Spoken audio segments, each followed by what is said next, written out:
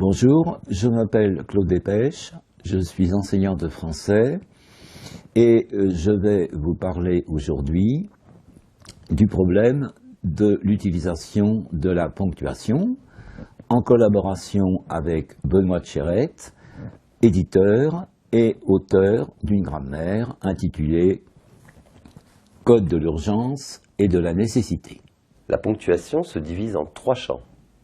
Comment commencer une phrase, comment à l'intérieur d'une phrase utiliser la ponctuation et comment terminer la phrase. Il n'existe qu'une seule façon de commencer une phrase, un point suivi d'une majuscule.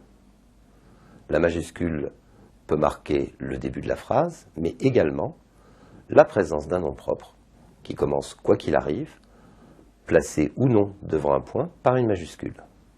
À l'intérieur d'une phrase, nous disposons de plusieurs éléments de ponctuation.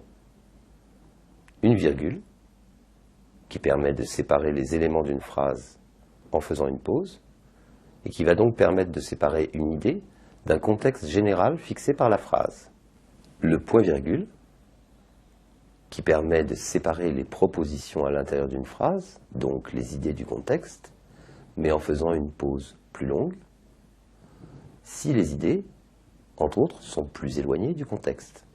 Nous avons ensuite les parenthèses, qui apportent une précision, puis les guillemets, qui indiquent que quelqu'un parle et qui reproduit son discours.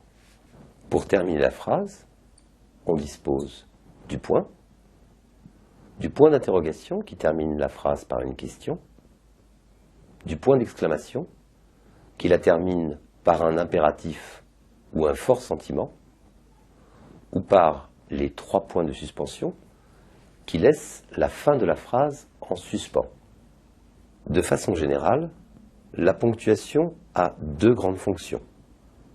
Elle sert à séparer le contexte général des idées qui sont traduits par les propositions comprises entre les virgules ou les points-virgules, et également à reproduire à l'écrit le souffle de la diction.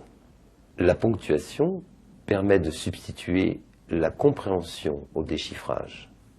Elle donne le rythme de la phrase et aide à en comprendre le sens, voire la musique. Toutes les langues n'ont pas de ponctuation.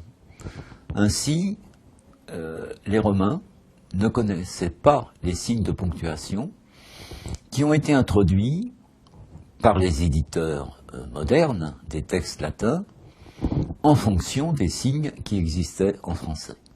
C'est donc une richesse de notre langue dont il faut savoir user avec modération et discernement.